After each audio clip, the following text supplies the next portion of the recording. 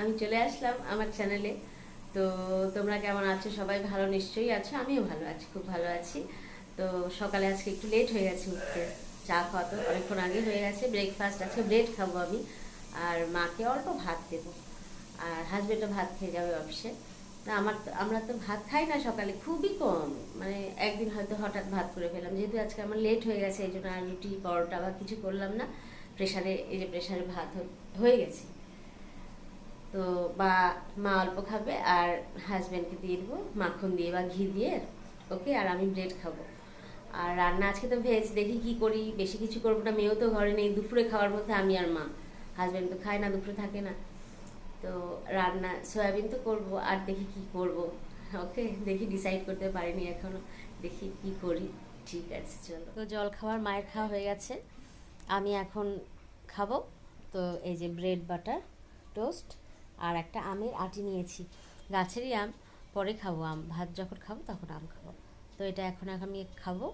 চা করলাম না, চা করলে একটু ভালো লাগতো, তো চা করলাম না, এটাই খাবো। আর খেয়ে নিই, তারপর রান্না করার জন্য প্রস্তুত হব।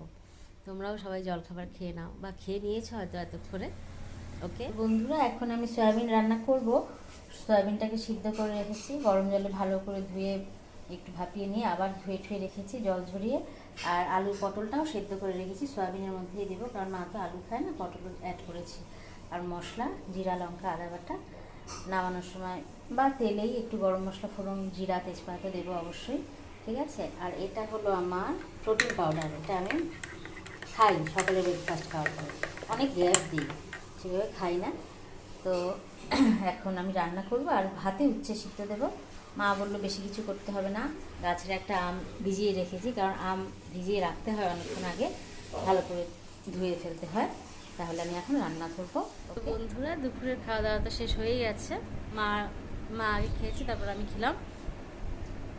একটা টিপস বলি, সেটা হলো ভাতটা খুব নরম করে, একদম গলা ভাত যেমন হয় না, ওটাকে পেস্ট করে, মানে রাইস ক্রিম যেটাকে বলে, একদম ক্রিমের মতো করে, তার সাথে অ্যালোভেরা জেল একসাথে মিক্সড করে মুখে লাগালে, আমাদের ঠোঁটের পাশে অনেক সময় কালো কালো দাগ থাকে এই সাইডটা, তো রেগুলার মেনটেন করলে এই দাগগুলো চলে যায়। খুব ভালো একটা টিপস, এটা ব্যবহার করে দেখো। তো রাইস ক্রিম মানে ভাতটা খুব পেস্ট করতে হবে, এখন গলা ভাত, তার মধ্যে অ্যালোভেরা জেল, অ্যালোভেরা পাতা থাকলে তো ভালোই, ওই রসটা দিয়ে ভালো করে পেস্ট করে ঠান্ডা হলে ভাতটা, তারপর মুখে, চারিপাশে কালো দাগ চলে যায়। তো আজকে থেকে ভাবছি যে আমি 2বার ভিডিও আপলোড করি, তো এখন একবার ছেড়ে দেবো, পর আমি আবার সন্ধ্যা থেকে আবার আসবো, ওকে।